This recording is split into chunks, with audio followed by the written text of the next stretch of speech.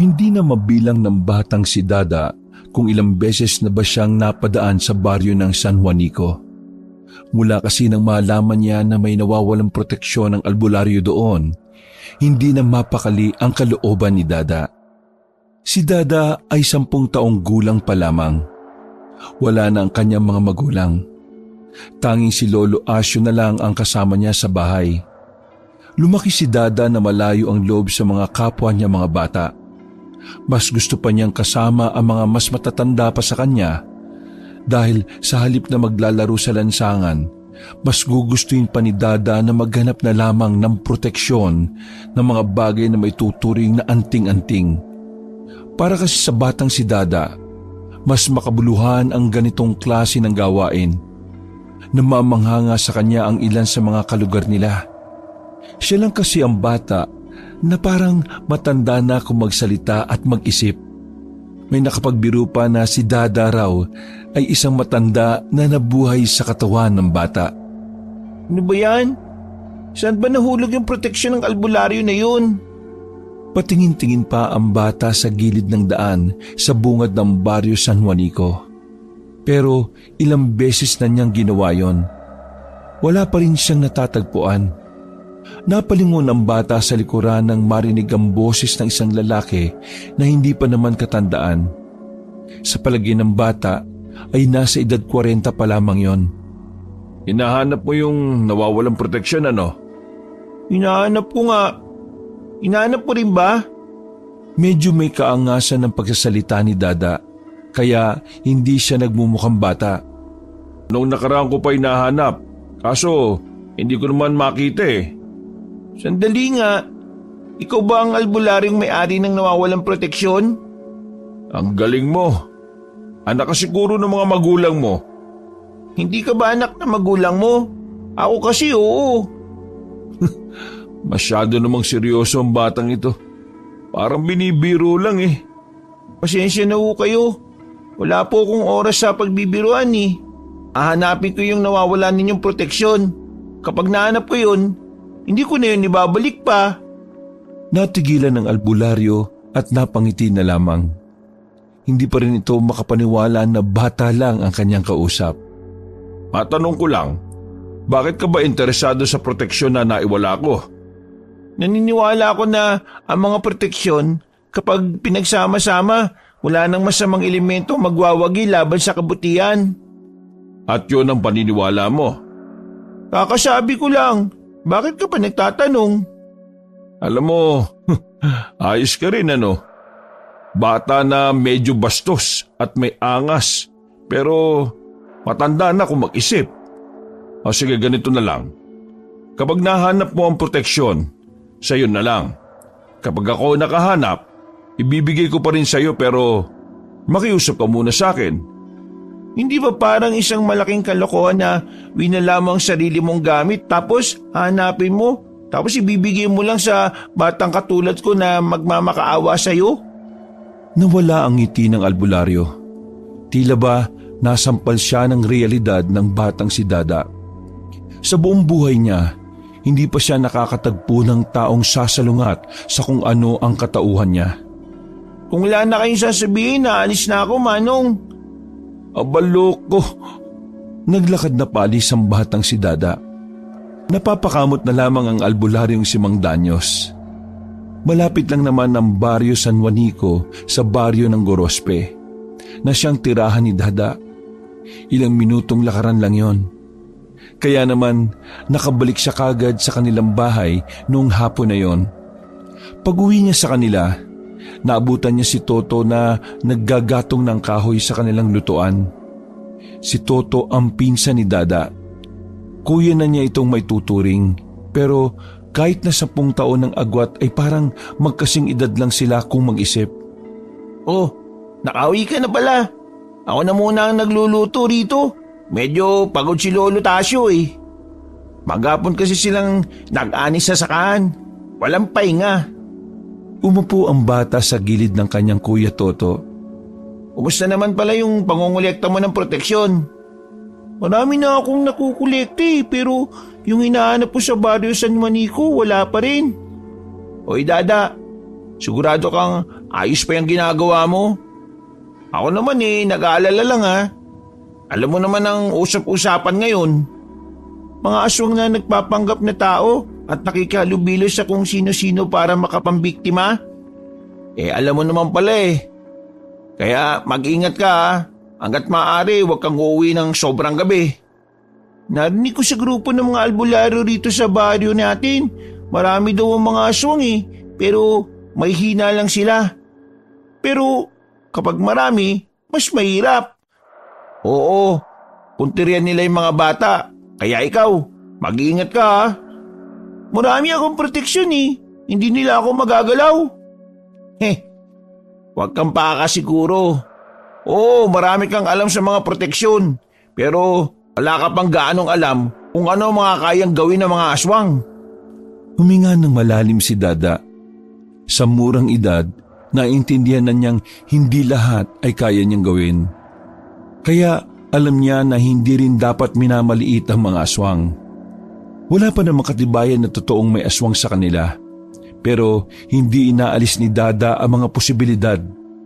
Kaya naman habang wala pa, nagdahanda na siya sa mga posibleng mangyari.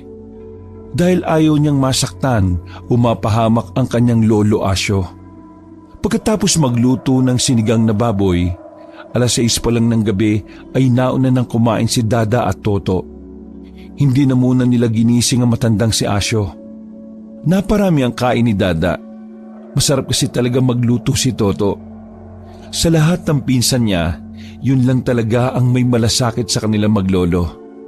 Kulang na nga lang ay sa kanila na tumira ang binata. Sobrang bait nito at para bang hindi ito marunong magalit. Oh, ano? Una na ako ha. May pupuntahan lang ako sa San Juanico. San Juanico? O bakit? Sama ako. Dada, 8:00 na. Delikado na para sa bata na lumalabas ng bahay. Hindi na ako bata, no? 10 taong ka pa lang. Anong di ka na bata? Sige na, Kuya Tuto. Susama na po ko. Pangako hindi po ako magiging pasaway. Ay nako. Sige na. Sumama ka na. Pero sinasabi ko sa iyo wag na wag kang lalayo sa akin Wala nang tao sa labas nang maglakad sila paalis. Malimig na rin ang simoy ng hangin. Giniginaw na nga si Toto, pero si Dada ay parang walang nararamdamang lamig. Ano bang gagawin mo sa San Juanico? Palim lang kaming nakikita ni Tese. Ayaw kasi ng pamilya niya sa akin. Tessa? Yung syota mo at 4 na araw na kayo ngayon? Alam na alam mo Pambira ka. Sinabi mo sa akin kahapon. Sabog ka ba, Kuya Tuto? Natawa na lamang si Toto sa kanyang narinig. Sa bungad pa lang ng baryo San Juanico ay napatigil na si Toto. Binuhat niya si Dada at nagtago sila sa gilid. Uy, kriminal lang yung nagtatago, no? Anong meron, Kuya Toto? Nakikita mo yung lalaking yon. Kuya ni Tessa yan. Kapag nakita ko niyan, yari ako dyan. Hanggat wala ka namang ginagawa masama, wala kang dapat ikabahala Maliban na lang kung may binabala ka masama. Ay naku Dada, hindi mo ako maintindihan Kapag nagkasyota ka na, baka maintindihan mo na ako. Wala pa ako nabasa sa libro na para maintindihan mo ang isang bagay, kailangan ng syota. Ang pangunawa natin sa mga bagay ay oo na. Magpapaliwanag ka na naman Napansin nila na nawala na ang kuya ng babaeng si Tessa. Kaya naman, dali-dali na silang pumasok sa loob. Nakahinga ng maluwag si Toto.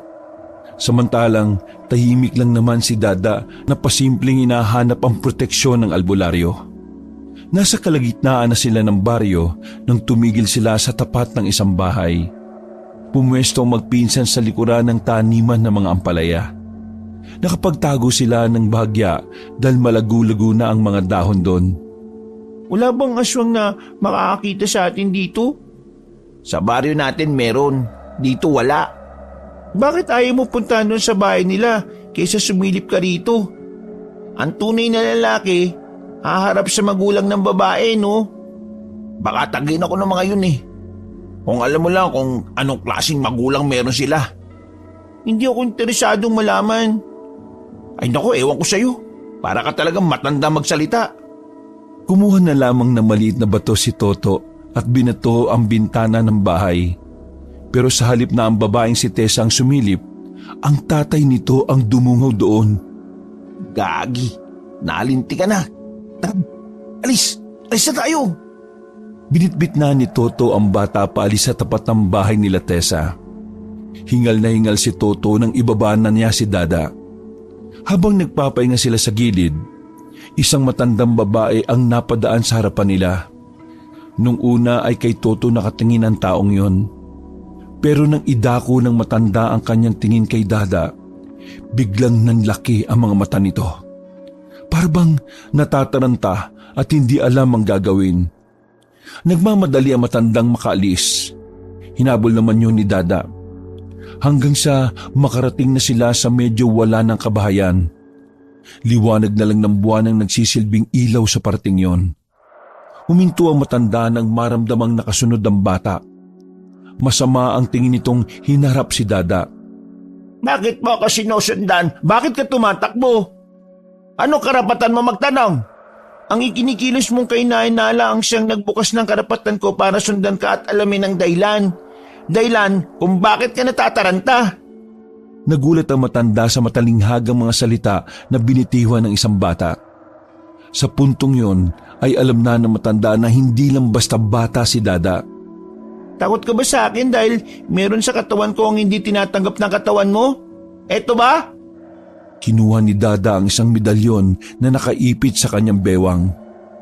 Isa itong medalyon na lumalamig kapag may aswang sa paligid. Ngayong malamig ito, sabihin mo nga sa akin, aswang ka ba? Eh ano ngayon kung aswang ako?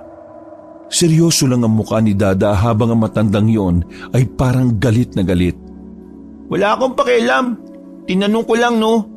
Ngayon, alam ko na gumagana ang proteksyon niya ito. Salamat.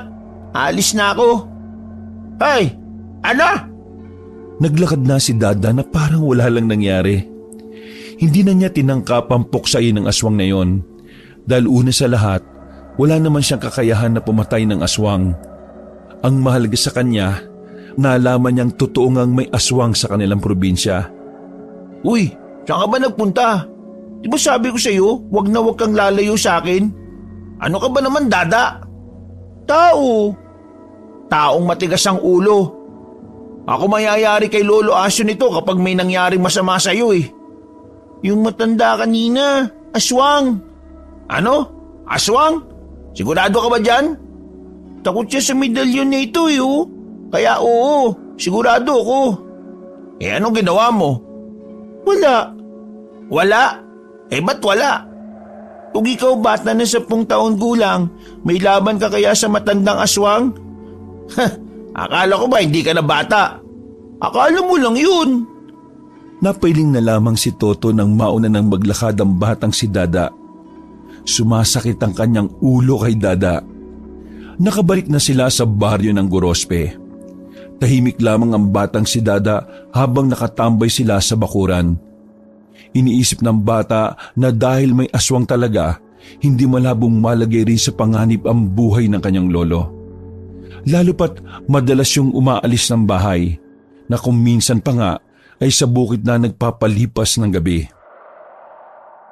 Kinabukasan ng umaga, kahit na alanganing oras na nakatulog, maaga na namang nagising ang batang si Dada. Nasanay na kasi ang katawan nito sa pagiging maagap sa lahat ng oras. Pagbangon ni Dada ay agad na napadungaw siya sa bintana. Amoy na amoy niya ang adobong baboy na niluluto ng kanyang Lolo Asyo. Sinuot ng bata ang kanyang pudpud ng tsinelas sa kabag tungo sa kanilang bakuran. Apa, gising ka na pala. Mabuti naman at bumangon ka na. Maya-maya lang kakain na rin tayo. Tawagin mo ang Kuya Toto mo pag naluto na ito ha. Malapad ang ngiti ng matanda. Kapag ganun kalapad ang ngiti ng matanda, alam na kagad ni Dada na nakasahod na yun mula sa pagsasaka. Isang sinyalis din kasi na nagkarne sila. Nakakapagbaboy o manok lang naman kasi sila tuwing sasahod na matanda. Lolo, marami pong salamat kasi pinaglulutuan niyo ako ng masarap na pagkain. Abay, siyempre naman. Ikaw ang paborito kong apo eh. Kaya dapat lang na lahat ng kakanin mo ay masarap. Nahihiya nga ako kasi minsan lang tayo makapag-ulam ng medyo maayos-ayos eh.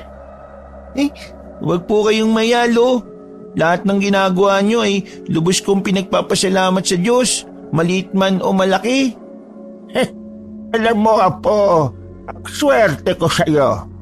Kasi hindi na kita kailangang sabihan sa mga bagay. Yung isip mo kasi, parang ano na eh. Ano bang tawag doon sa English? Injured ba yun?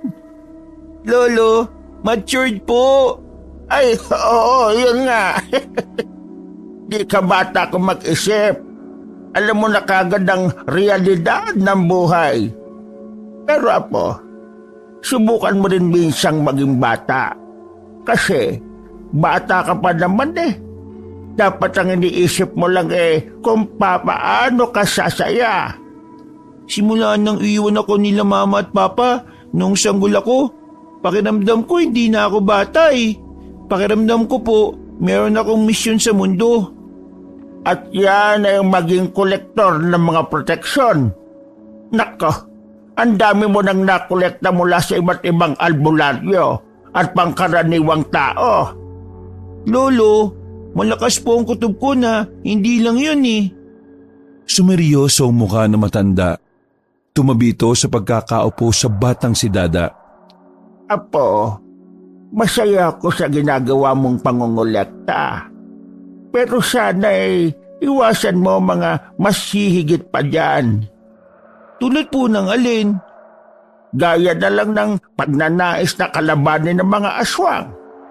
Napatingin lamang si Dada sa kanyang lolo. Ngumiti lang yun sa kanya na kinagulo naman ang isipan ni Dada. Hindi na humaba pa ang usapan na yon nang dumating si Toto. Sumenya si Dada sa kanyang pinsan tungkol sa nangyayari noong magkasama sila. Tumungo naman si Toto bilang pagsang-ayon. Ayaw kasi nilang ipaalam ni Dada na may nakausap siyang aswang. Batid niyang labis na mag-aalala ang kanyang lolo. Pagkatapos nilang gawing agahan ng adobo ng baboy, nagtungo na naman si Dada sa baryo ng San Juanico. Sa pagkakataong yon ay kasama pa rin niya si Toto. Tutal, gusto rin namang makita ng binata ang kasintahan niyang si Tessa. Pumasok sila sa baryo ng San Juanico. Habang naglalakad, nakasalubong nila ang kilalang albularyo. Nakasalubong nila ang kilalang albularyo roon na si Mang Danyos. Nakangiti na ito agad habang si Dada naman ay seryoso lang ang muka. Sandali silang nagkatinginan ng albularyo. Nagtaka naman si Toto sa kanilang dalawa. Dada, kilala mo ba yan? Oo, siya yung irresponsableng albularyo na winala ang sariling proteksyon. Uy, bibig mo, mas matanda sa'yo yan ha. Natawa na lamang si Mang Danyo sa kanyang narinig. Ayos lang, nakakatuwa nga ang batang yan eh. Ang bata-bata pa pero parang kaedad nila Jose Rizal kung magsalita. Magandang araw nga pala, albularyo.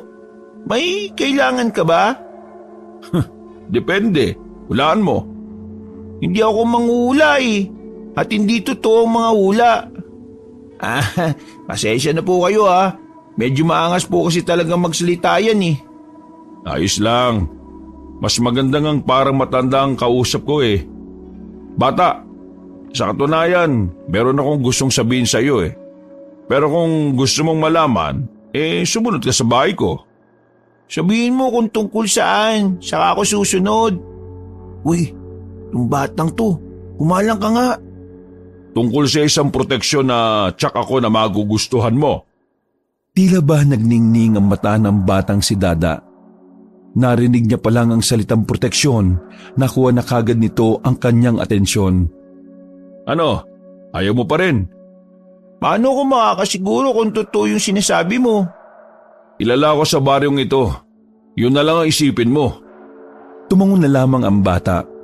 Sinundan na niya si Mang Danyos. Pati si Toto na si Tessa lang sana ang pakay, napasama na lang din kay Dada.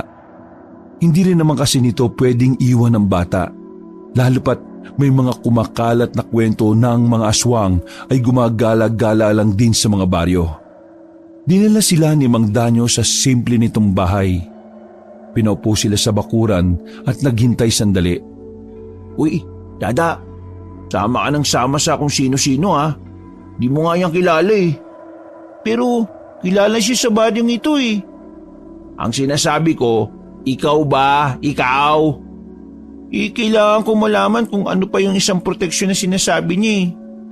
Ay naku, bahala ka. Basta huwag ka lang talagang mapapama kasi ako mayayari sa lolo natin. Maya-maya lang ay bumalik na rin ang lalaking albularyo.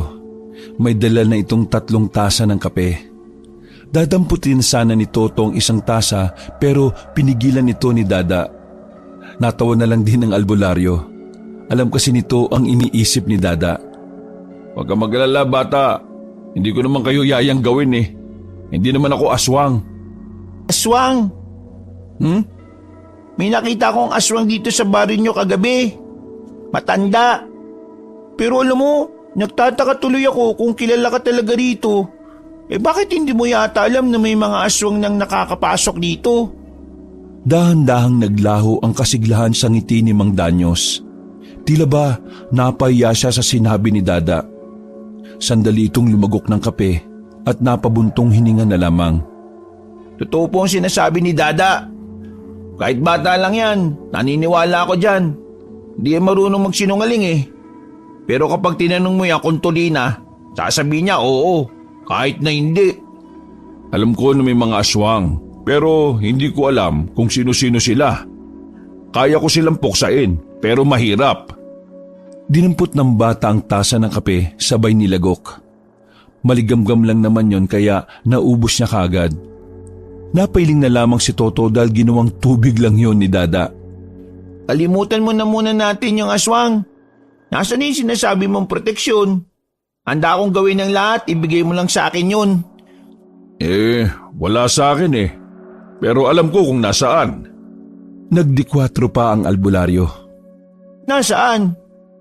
Ituturo ko sa iyo sa isang kondisyon. Anong kondisyon? Sasamahan mo ako sa pagkuha nun. At kapag nasa atin na yon, maghahati tayo. Sa'yo yung isa, akin yung isa. 2 kondisyon ang sinabi mo eh. Basta, ganun nga. Hindi mo ba kaya na mag-isa at kailangan pang magsama ng bata? Dahil ikaw ang proteksyon ko. Sa dami ng proteksyon mo, siguradong hindi ako malalapitan ng mga aswang kapag kasama kita. Mawalang galang na po Pero anong klaseng proteksyon ba yung sinasabi nyo? Ang proteksyon ng isang baryo. Proteksyon ng isang baryo? Isa siyang kulay pulang bato. Pinaniniwala ang dumi yun ng isang pambihirang ibon na lumalabas lang sa tuwing nag-iisang dibdib ang buwan at araw. Ang dumi na yun ay nagiging bato. Kumikinis at nagiging kulay pula. Matagal lang nandun yun. Marami ang bato na yun. Pero dahil maraming albularyo na ang nakakakuha, 2 na lang ang natitira sa pugad ng ibon. Hindi siya madaling kunin kung normal ka lang na tao dahil may mga aswang na nagbabantay doon.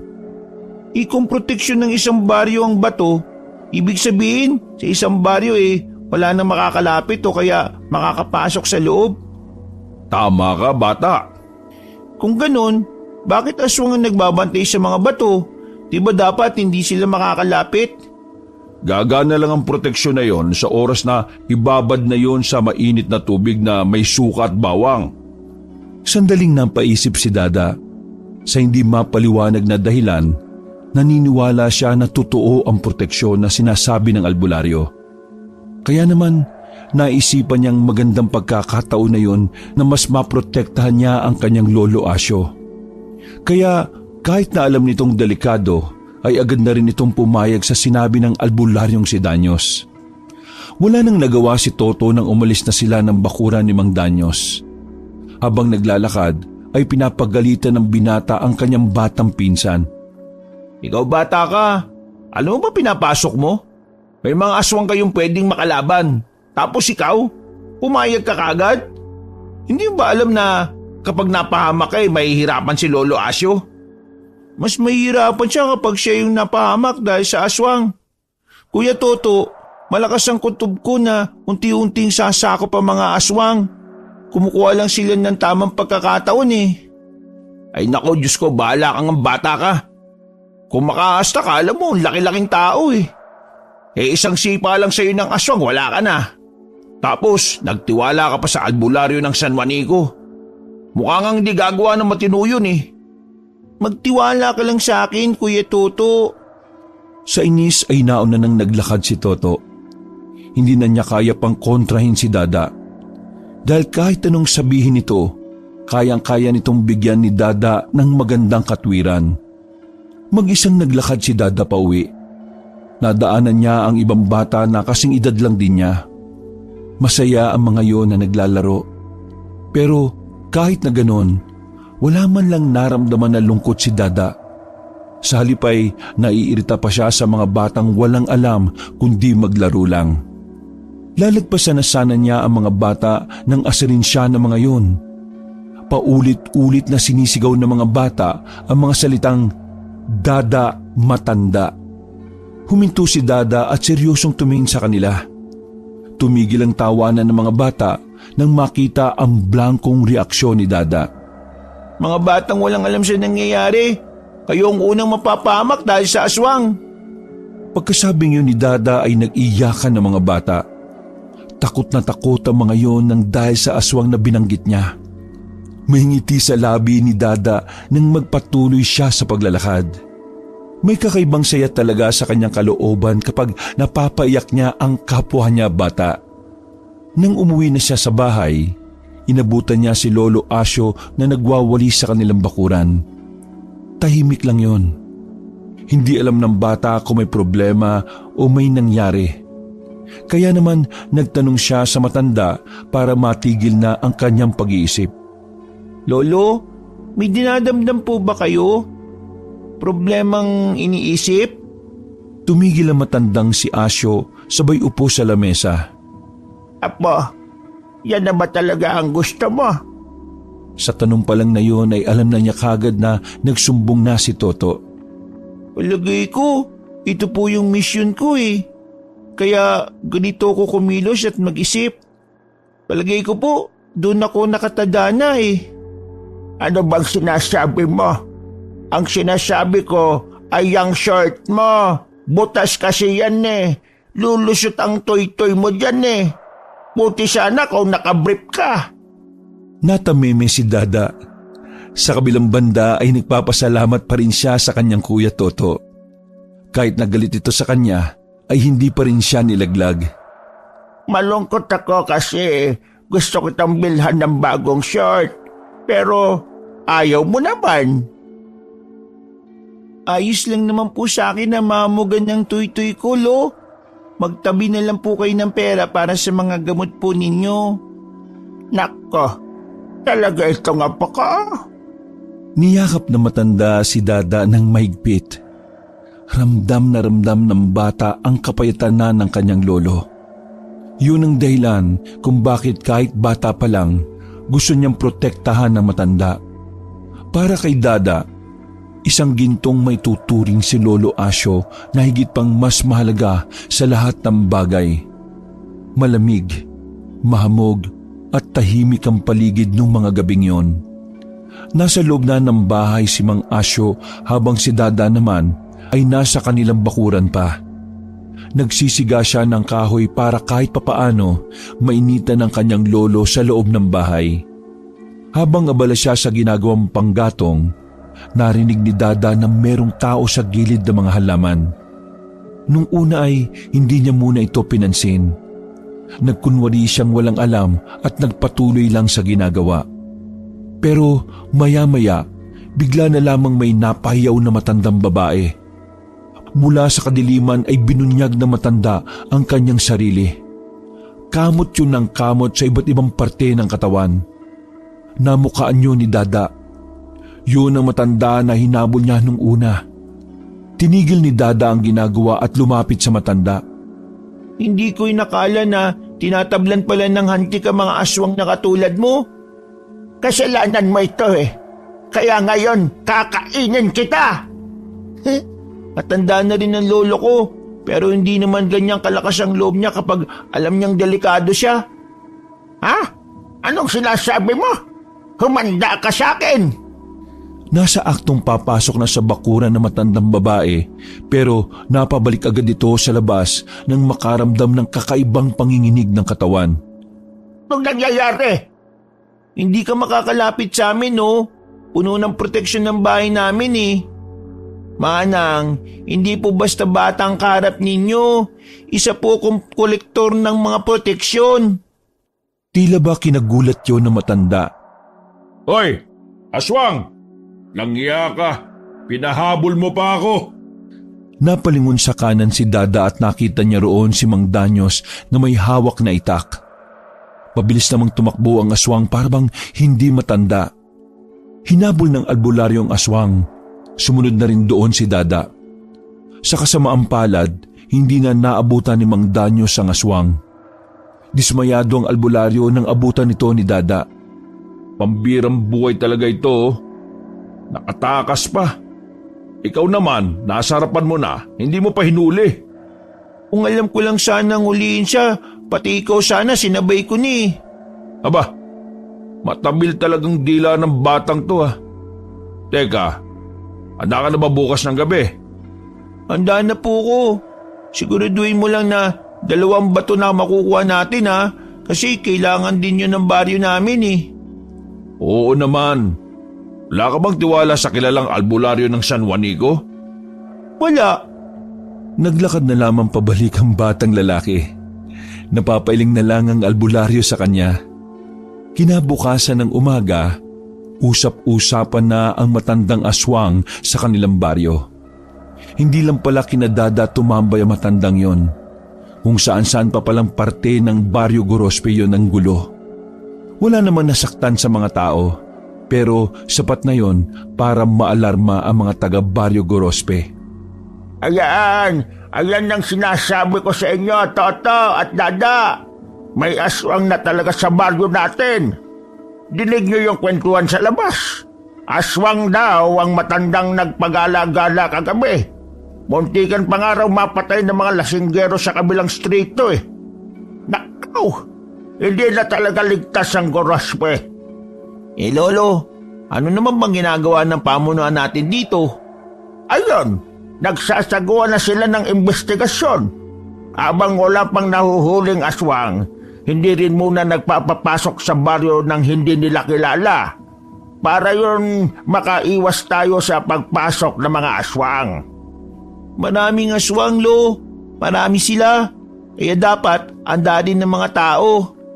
Marami. Saan mo naman nakuha ang impormasyon na yan, Apo, ha? Sa balita po. Sa balita? Wala naman tayong TV at radyo, Sa balita po ng mga chismosa. Nakahinga ng maluwag si Toto. Buong akala niya ay aamin na si Dada na may alam ito sa mga aswang. Ay, naku ka! Loko-loko ka talagang bata ka. Ang mabuti pa kumain na kayo ng marami at mamaya aalis tayo. Gusto kong maligo sa ilog, kaya samahan niyo ako, ha? Oh, narinig mo, Dada. Kasama ka. Kasama ka. Kasama ka. Hindi ako bingin, Inuulit ko lang kasi baka magkaroon ka na naman ng dahilan eh. Nang sumapit ang tanghali ay nagtungo na sila sa ilog. May mangilang-ilang tao ang naroon. Pero pumwesto sila sa bandang malayo. Habang naliligo sila, bigla na lang tumungtong ang kanilang lolo sa malaking bato. Uy, anong ginagawa niya? Tinitingnan kung may babaeng naliligo sa kabila. Manyaki si Lolo. Konti lang. Teka, bakit mo ba ako kinakausap, bata ka? Galit nga pala ako sa'yo. Para kang bata. Napangisi na lamang si Toto. Sa mga nakalipas pang mga sandali ay may mga nagdatingan pang ibang tao. Karamihan sa mga iyon ay babae. Lalapit sana mga yung kinadada pero bigla na lang yung nagsitigil. Parang natatarantang lumiko sa kaliwa. Sayang! Bakit sila umiwas?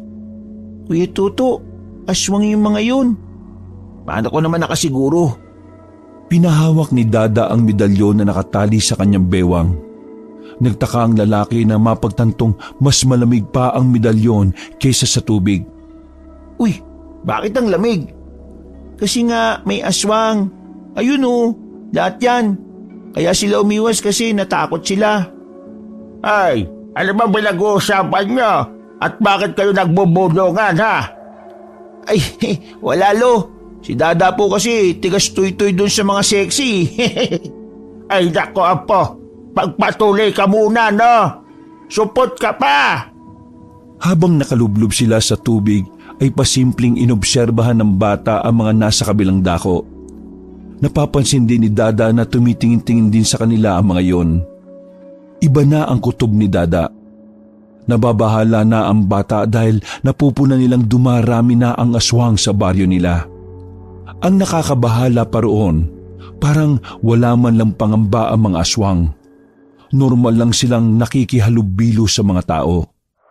Kahit na gustong-gusto pa ni Lolo Asyo ang tumambay sa ilog, wala na itong nagawa nang umahon na agad si Dada at si Toto. Nagmamadaling umuwi ang dalawa. At nang makapagbihis, walang pagdadalawang isip nilang tinungo sa San Juanico si Mang Danyos.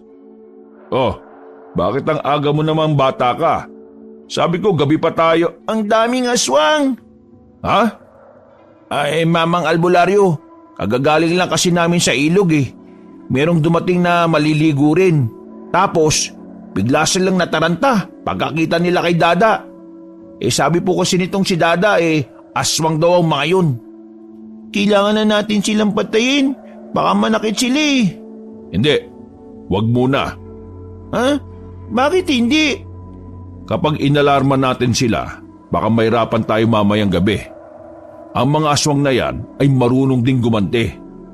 Mas malala pa nga eh. Ay, ganun ba? Hayaan mo lang sila para hindi sila makalata na pupuntahan natin ang bato na proteksyon. Sasama ka talaga mamaya, Dada. Alam mong delikado yan, ha? O bakit iho? Hindi ka ba sasama? Kawawa naman yung bata, walang kasamang kuya. Nagkatitigan si Toto at Dada. Nagulat si Toto nang makita niyang parang nagmamakaawa ang mga mata ni Dada sa kanya. Oo na.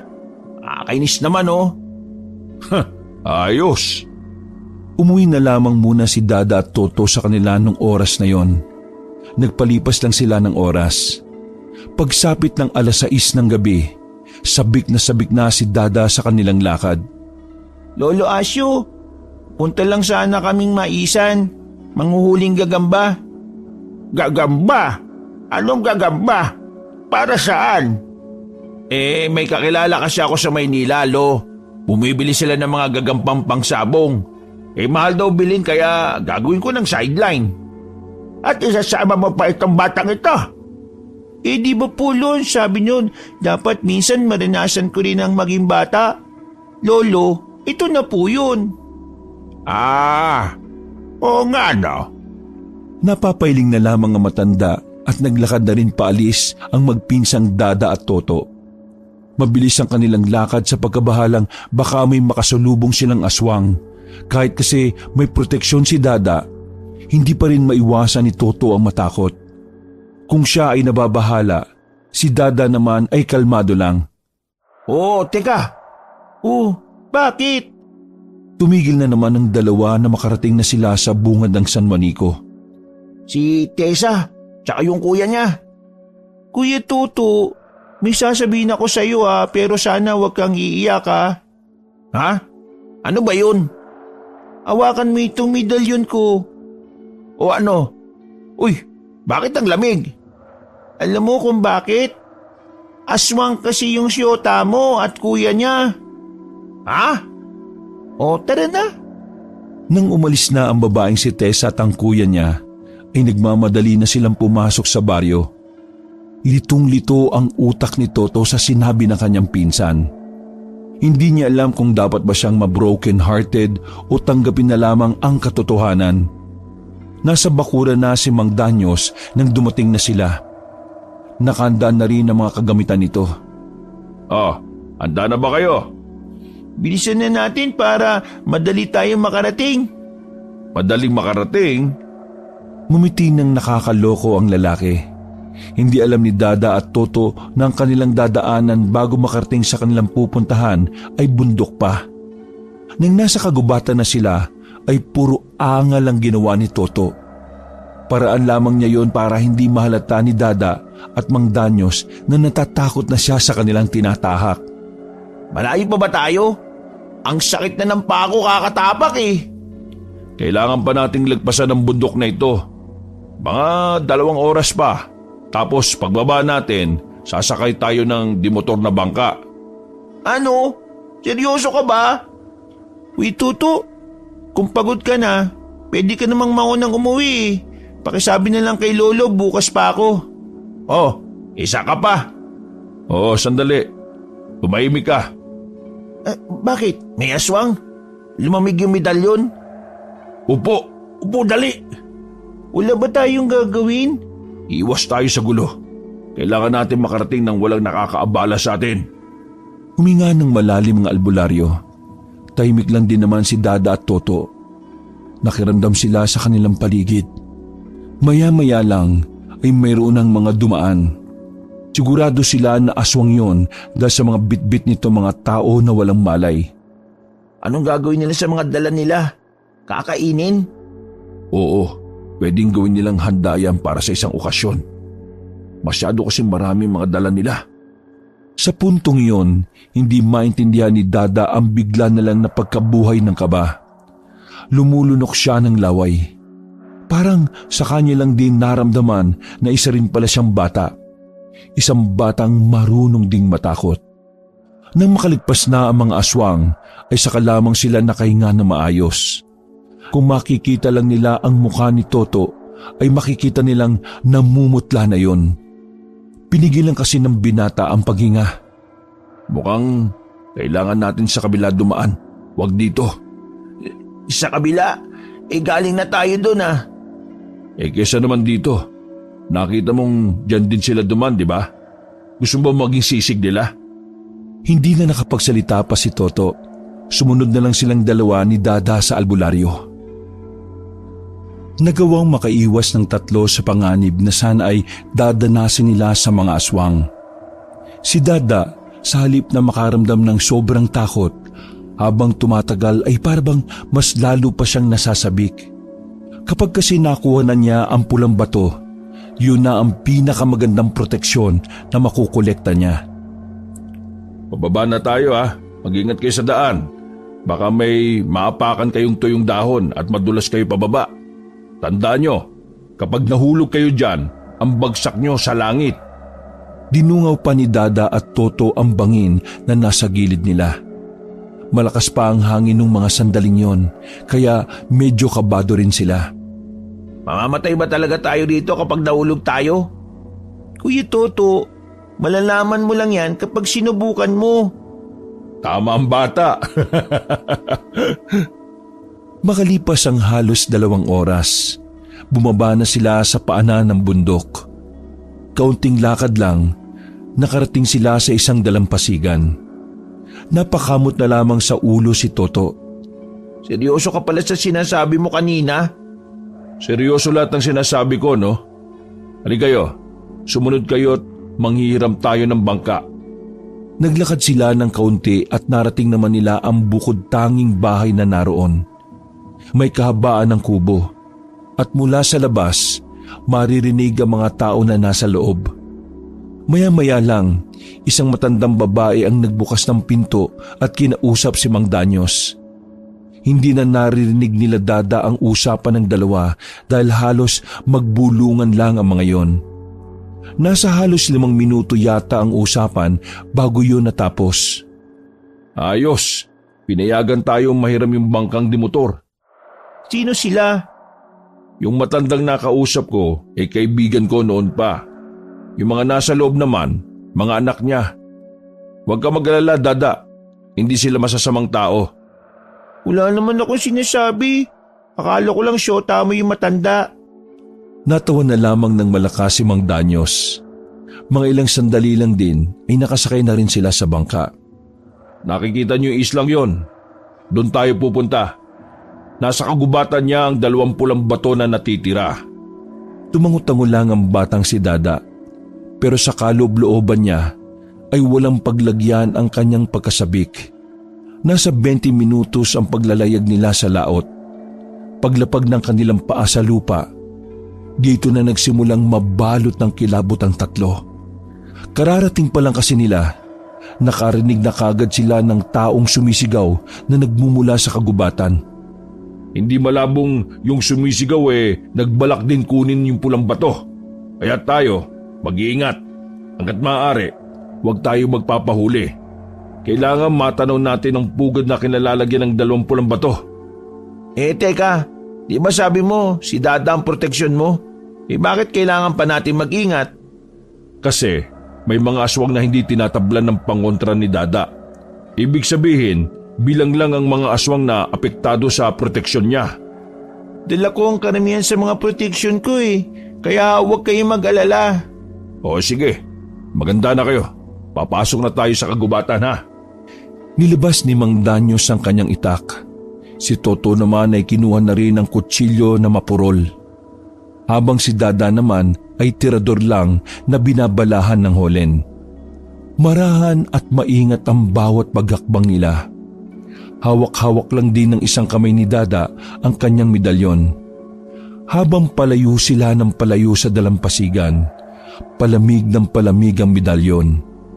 Isinuot na rin ng bata ang iba't ibang pangkwintas na proteksyon. Sa pamamagitan nun, hindi sila malalapitan ng mga aswang. Pero hindi kampante ang bata. Alam niya na tama ang sinabi ni Mang Danyos. Sandali lang, may ibang mga tao. Yumuko na muna sila nang makita sa di kalayuan ang mga taong may mga dalang mahabang itak. May dala rin pa na ang iba. Habang ang mga nasa likuran naman ay may mga dalang malalaking sulo. Mga taga-kabilang bundok. Kilala mo sila? Hindi, pero alam ko na mga taga-kabilang bundok palaging nandito. Pero ni isa sa mga nanggaling doon, hindi nagtatagumpay. Napapatay sila ng aswang? Oo, pero hindi pa rin sila nadadala Palagi silang nandito. Ewan ko ba sa mga yan? Kung sila napapatay, ano pa kaya tayo? May pagkabahala sa mahinang boses ng binata. Sa isip-isip nito ay ayaw niya pang mamatay hanggat hindi niya pa nakakausap si Tessa. Wala silang diskarte, Kuya Toto. Tama. Ang galing talaga nitong batang to. Diskarte. Yun ang gagamitin natin. Huwag ka kasing mag-alala. May dala-dala akong proteksyon ng malupit. May proteksyon ka pa? Oo, yung nawawala na hindi naman totoong nawawala. Sinabi ko lang nawawala para magtagpo yung landas nating 2 bata. Tatawa pa sana si Mang Danyos, buti na lamang ay natakbang kagad ni Toto ang bibig. Hindi na lang nagsalita ang batang si Dada. Sa murang edad, naisip niya na maganda rin ang ginawa ng albularyo. Aalis na sana sila pero hindi nila inaasahan na merong nakakita sa kanila. Narinig ang kanilang hakbang, kaya naman agad silang nilapitan at tinutukan ng mga itak. Hinigit naman agad ni Toto ang kanyang pinsang si Dada, habang si Mang Danyos naman ang humarap sa mga taong nakabahag. Magandang gabi. Nandito rin pala kayo? Wow! Ang lit talaga ng mundo, no? Nakatingin lang sa kanila ang mga yon para bang naiinsulto dahil naroon sila. Oo, wag tayo mag-away. Magagalit ang Diyos, sige kayo. Hindi ka yata nila naiintindihan. Tumigil ka na. Baka lalong mukhang hindi nyo naiintindihan ang kasama namin. Mas mainam pa yatang umalis kayo sa harapan namin. Uy, ano ka ba naman? Pinapaamo ko nga tapos ikaw ginagalit mo. Itong batang to talaga Mga ilang sandali lang ay nagbulungan ng mga nakapalibot sa kanila. Nabigla na lang sila nang agawin kay Mang Danyos ang hawak nitong itak. Pero bago pa man sila madakip na mga yon, May mga aswang nang umangil sa paligid. Natigilan ang mga nakabahag. Mabilis ang mga sumunod na nangyari. May hinablot ng isa sa kanila. Sinamantala ni Mang Danyo sa mga nangyayari para damputin ulit ang itak. Tara! Binuot ni Toto si Dada. Habang nakakagulo pa sila, nagmamadali na nilang nilisan ang lugar na yon. Habang papalayo, rinig nila ang magkahalong sigaw at angil ng mga aswang. Unang beses lamang makakita ni Dada ng aswang na halimaw ang itsura. Kaya naman dito na siya nakaramdam pa ng bahagyang takot. Walang titigil hanggat hindi pa tayo nakakalayo. Takbo lang! Halos madulas-dulas sila para lang makalayo sa kanilang pinanggalingan. Makilang beses na nga rin silang nasugatan dahil sa matatalas na dahon na kanilang nahahawakan. Makalipas lang ang 5 minuto, umupo sila sa likuran ng malapad na puno. Doon sila nagpahinga. Dahil hinihingal na rin si Mang Danyos. Ganun pala ang itsura ng mga aswang kapag hindi sila nakaanyong tao. Oo, pangkaraniwang aswang pa lang yan ha. Paano pa kung ang nakita mo yung mga bakulaw? Baka maihi ka na sa brief mo. Mang Danyos, wala pong brief yan eh. Pansamantala silang tumigil sa pwesto na yon. Kinuha ni Mang Danyos ang daladala niyang tubig na pinatakan ng kalamansi. Oh, gusto nyo? Salamat na lang. Saan ang kinaroroonan ng pulang bato? Doon. Tinuro ni Mang Danyos ang malawak na sagingan. Sa gitna ng sagingan ay may maliit na burol. Naroon daw sa tuktok ang sinasabing proteksyon na mapapakinabangan ng isang baryo. Ayun na ang burol. Nasa tuktok niya. Makinig kayo sa akin ha. Ganito ang gagawin natin. Dinukot ni Mang Danyos ang isang kwintas. Wala yung pendant. Parang yari lang siya sa manipis na pilak. Ito ang proteksyon na sinasabi ko, Dada. Ang tawag dito, laho. Kapag sinuot ito ng isang tao, hindi siya makikita ng mga aswang. Invisible ang epekto niyan? Hindi. Mawawala lang tayo sa paningin ng mga aswang. Pero sa paningin ng tao, hindi. Hindi talaga nila tayo mapapansin. Wag na wag lang kayong bibitaw sa akin. Dahil lahat ng didikit sa akin ay maapektuhan itong proteksyon na ito. Hanggang ilang minuto ang itatagal? 7 minuto lang. Kaya dapat susutin lang natin itong kwintas na ito kapag sobrang lapit na natin sa pugad. Para hindi masayang ang oras. Nasa pugad kasi ang mga nagbabantay na aswang. Dada, papasa na lang kita sa balikat ko. Ako naman, hahawak kay Mang Danyos. Yan, tama ang naisip mo. May naambag ka rin sa wakas. O sige, tara na.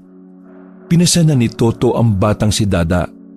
Pagdating nila sa sagingan, sinuyod muna nila ng tingin ang paligid. Wala silang makitang aswang, pero grabe ang paglamig ng medalyon. Sa tingin ko, aabot naman ng epekto ng laho kung dito na tayo magsisimula. Pero kailangan natin tumakbo. Hindi tayo pwedeng tumakbo. Maririnig nila ang yabag ng mga paa natin. Kahit hindi nila tayo nakikita, nararamdaman nila tayo. Kaya kailangan nating magdahan-dahan. Kapag nasa kalagitnaan na tayo, saka ko susutin ang kwintas. O ano, handa na ba kayo? Handa na ako. Pagakbang pa lang nila ay nautot ang batang si Dada. Pero dahil hindi sila pwedeng magingay, tiniis na lamang ni Toto ang baho nun. Palapit pa lang sila sa parting gitna ng sagingan nang biglang may isang lalaking nasa gilid. Nakatayo yun at napalingon sa kanila. Patay na! Aswang! Mabilis na tumakbo ang aswang palapit sa kanila. Tinagaan ni Mang Danyos ang aswang. Tinitira naman ni Dada ng tirador ang aswang. Nagawa nilang pabagsakin ang aswang, pero bago yun nawalan ng malay, umalulong na parang aso ang aswang. Nagtatawag siya ng kasama. Kailangan na nating magmadali. Mabilis na nakarating ang mga aswang sa sagingan. Buti na lang, bago sila makita ng mga aswang ay sinuot na ni Mang Danyos ang kwintas ng laho. Nakahinga sila ng maluwag. Nasa harapan lang nila ang mga aswang pero takang-taka ang mga yon kung bakit bigla na lamang silang nawala. Senyasan lang silang tatlo. Inamoy-amoy naman ng mga aswang kung saan sila napunta. Pero maging ang amoy pala nila ay naglaho rin. Pag-alis ng mga aswang ay nagmamadali na ang tatlo. Mabilis ang kanilang lakad paakyat ng burol. Wala pang 2 minuto ay nasa tuktok na sila. May maliit na kuweba na naroon. Agad nilang inilawan at ilang sandali lang nakita na nila ang isang malaking pugad. Naroon ang isang bato na kulay pula. Walang ya. Bakit isang bato lang ito? Paano tayo maghahati? Pwede mang kunin mo kaysa pagtalunan natin kung kanino mapupunta? Isa na lang yan eh. Mamaya na tayo magdesisyon. Uy, makautos tong batang to. Kala mo matanda na eh. Kinuha na agad ni Mang Danyos ang batong pula at sinilid sa kanyang bag. Sa pagkakatansya ni Mang Danyos ay may natitira pa silang 2 minuto para makaalis. Kapag naubos na yon at naroon pa sila, malamang sa malamang makikita sila ng mga aswang. Wala silang sinayang na oras. Tumakbo sila pababa ng burol. Nadaanan nila ang mga aswang kaya medyo bumagal sila. Nang papalis na sana sila sa sagingan, bigla na lang nawala ang bisa ng kwintas. Sabay-sabay na napalingon ng mga aswang sa kanila. Nalintikan na tayo! Takbo! Karipas ng takbo ang tatlo para silang mauubusan ng lupa sa sobrang pagmamadali. Ang kaso, sa kasamaang palad, nahablot ng mga aswang si Mang Danyos. Nakakapit ang albularyo sa katawan ng saging. Sa halip na tumakas, nagawa pa talagang bumalik ng magpinsang Toto at Dada. Nakapaggilahan si Toto habang si Dada naman ay muntik-muntikan ng malaglag sa pagkakapasan. Napilitan na lamang bumaba si Dada. Matapang nitong tinindigan ng mga aswang. Tinaas nito ang damit at sakay pinakita ang medalyon. Naglayuan ang ilan sa kanila. Tumayo naman kagad si Mang Danyos.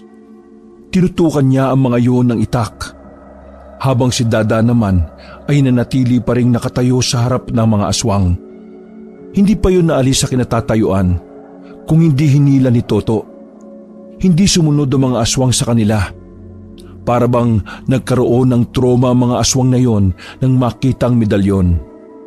Nakaramdam ng kaunting pagkamangha si Mang Danyo sa bata. Hindi niya akala na makakakolekta ang batang yon ng malakas na proteksyon. Nakalayo sila sa burol at sa sagingan. Tuwang-tuwa ang albularyong si Mang Danyos. Kaso ang problema nila, isa lang ang pulang bato. Salungat sa inaasahan nila na dapat ay 2. Huminto sila sa ilalim ng punong sampalok. Kinuha muli ni Mang Danyos ang pulang bato. Huminga ng malalim si Mang Danyos. O bata, anong gagawin natin dito? Isa lang pala itong pulang bato na ito. Hindi ko rin naman alam na may nakakuha na pala ng isa. Di biyakin natin sa gitna. Naku, hindi yan pwede. Mawawalan ng bisa ito. Paano nga yan? Di isang baryo lang ang mapoprotektahan yan. Kailangan ko ito dahil sa baryo namin maraming aswang. Tsak ako na lulusob sila sa amin, gaya ng matagal na nilang pinaplano. Kung gano'n naman pala di sige, sa'yo na yan. Uy, balo ka ba?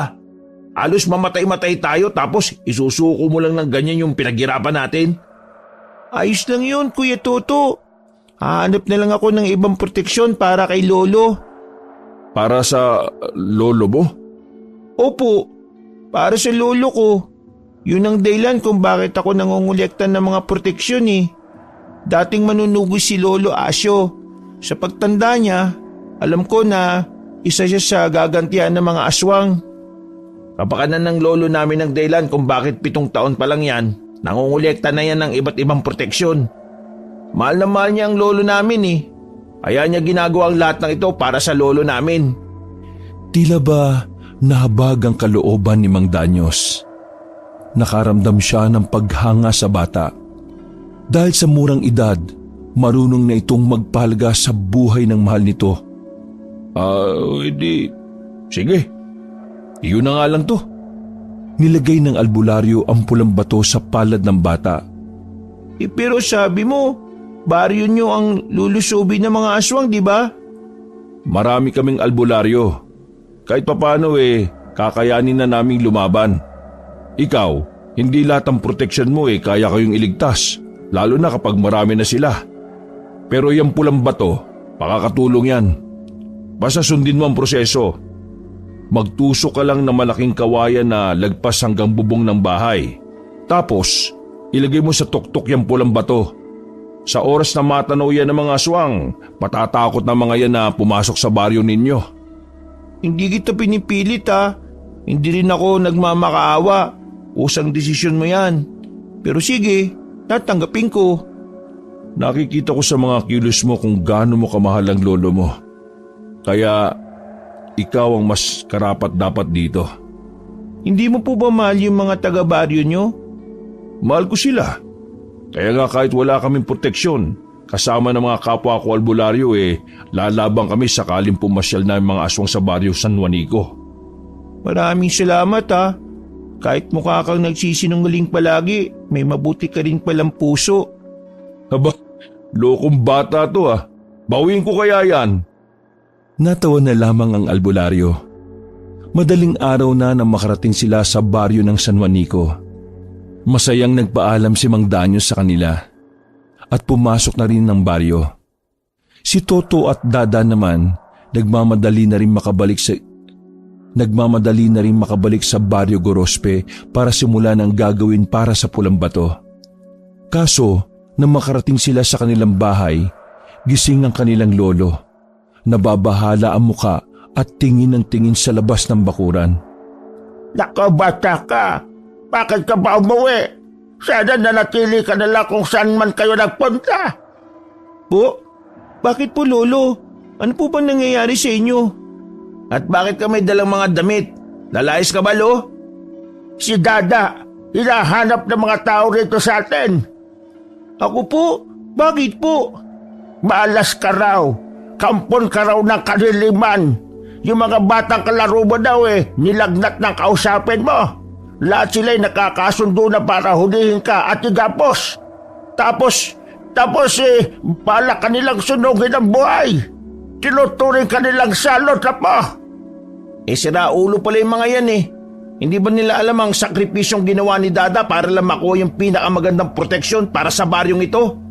Mga inutil pala sila Mga apo, kailangan na nating umalis dito kung hindi mapapahamak si Dada. Agad na binuhat ni Toto ang bata. Kinuha rin ng binata ang daladalang bag ng matanda. Palabas na sana sila ng kanilang bakuran nang may mga tumatakbong mga residente palapit. Naharangan ng kanilang daraanan. Lahat ng mga yon ay may daladalang itak. Visit kasi mga chismosa dito sa atin Ano na naman kayang ginawa nilang kwento tungkol dito kay Dada?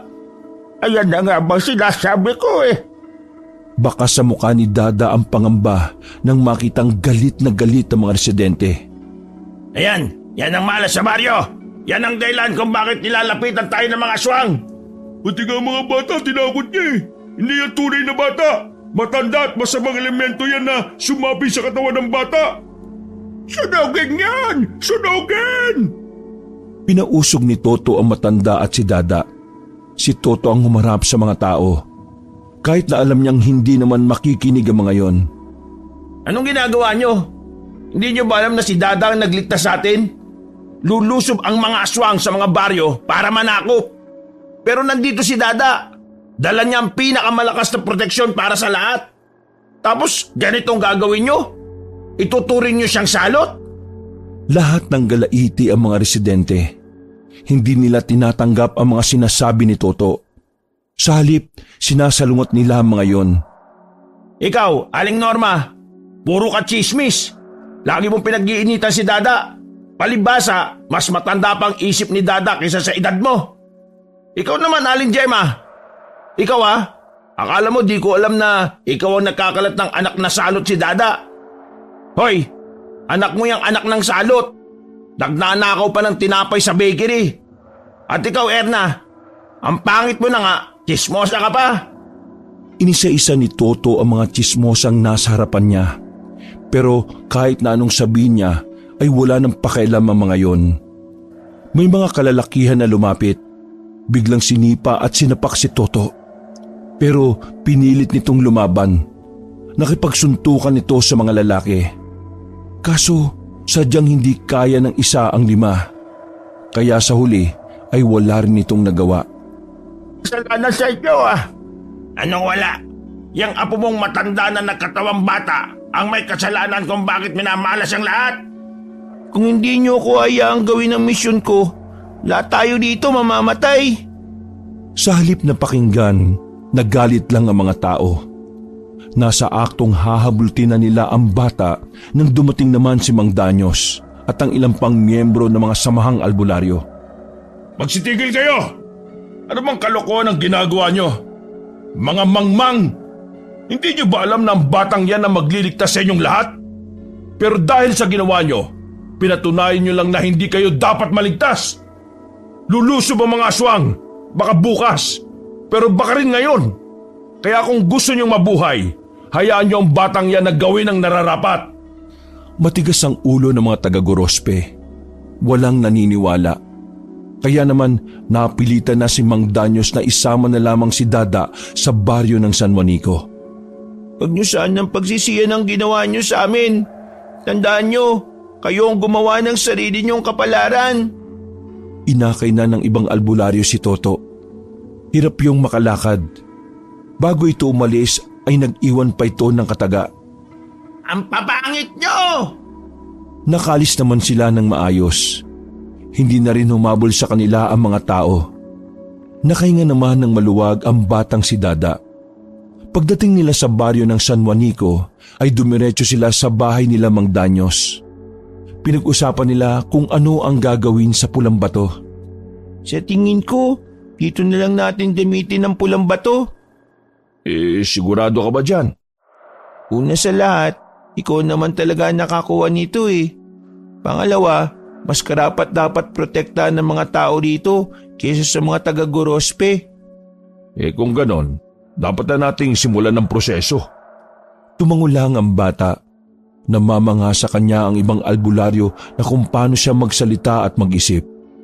Habang ginagamot si Toto sa kabilang bahay, sinumulan na rin ni Mang Danyos ang proseso. Makalipas lang ang halos kalahating oras, natapos na rin nila.